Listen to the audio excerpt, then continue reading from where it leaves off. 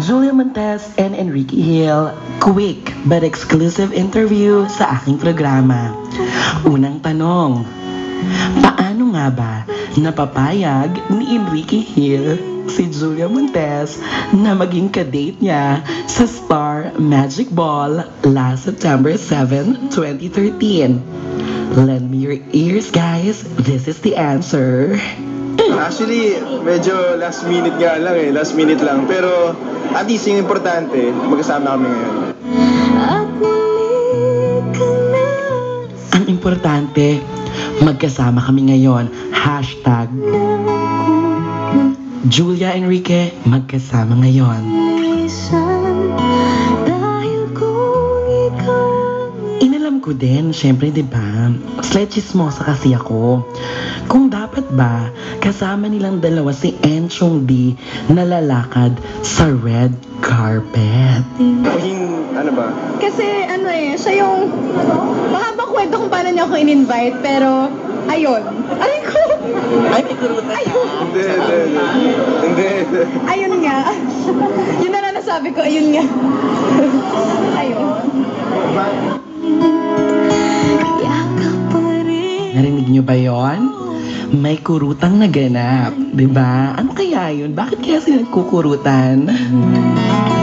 Di ba naniniwala ba kayo mga kaborkada, mga kapamilya na ganun yun kapag ka medyo naghaharutan, nagkukulitan, may something kayong napag-usapan na kayong dalawa lang nakakaalam. Super sweet naman yan.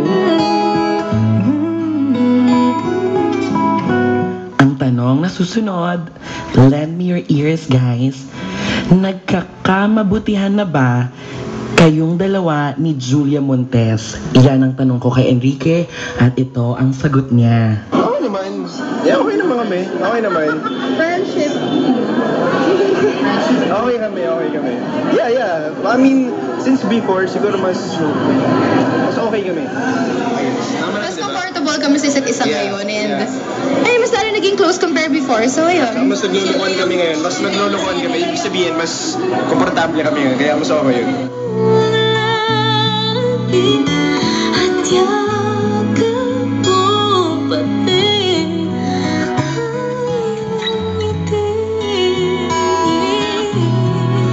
Siyempre, may pinramis ako sa inyong lahat. Sabi ko sa inyo, di ba, quick. Pero huwag kayong mag-alala, babawi ako sa inyo dahil gagawa ko ng paraan na i-guest sila dito sa aking programa. Gusto nyo yon? Iyon. Yun na, di ba? Ito, inaabangan nyo to ha. Pagbati mula kay Julia at Enrique sa lahat ng managmamahal sa kanya, pakinggan nyong mabuti. Ayun, sa lahat ng fans. So, Julken, Hi, guys. thank you sa support. Sana tuloy-tuloy. Tuloy-tuloy. Yes, guys. Ingat. Salamat, guys.